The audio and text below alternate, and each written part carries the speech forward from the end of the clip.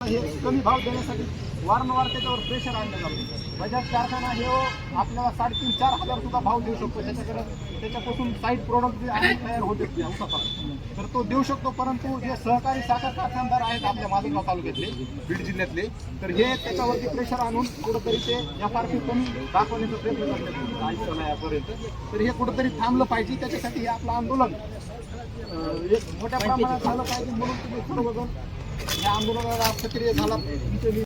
हा परभणी फाट्यावरती करू असं माझी वैयक्तिक मान्य आहे. आणि मोठ्या संख्येने आपल्या गावातून, प्रत्येक गावातून मोठ्या प्रमाणात शेतकरी तिथं कसे येते. हे काय कोण्या पक्षाचं नाहीये किंवा कोणत्या राजकीय नाहीये, कुणी इथं मत मागायला नाही किंवा कुणाचं. आणि आमचं जे वाघोरा यशवंत ॲग्रो या ठिकाणी जे आंदोलन केलं त्याच्यामध्ये बी आम्ही पूर्ण गावानं मोठ्या प्रमाणात सहभाग घेतला होता. तर विषय असा आहे की आपल्याला आपला माल पिकअप भाव भेटत नाही आपल्या मालाला. तर ही आता आपण कलेक्टरला परवानगी द्यावी म्हणून मी तशी मागणी केली. आता मी जी कृषी अभियंता आहे, माझी पण कृषी पदवी आहे. अशी परिस्थिती असताना सुद्धा जर कृषी अभियंताला जर गांजा लागवडीची मागणी करायची परिस्थिती निर्माण होत असेल आपल्या जिल्ह्यामध्ये, तर ह्याच्यावर लाजीरवाणी अतिवृष्टीमुळे सर्व पिकं आपल्या जिल्ह्यातले तर गेलेलेच आहेत.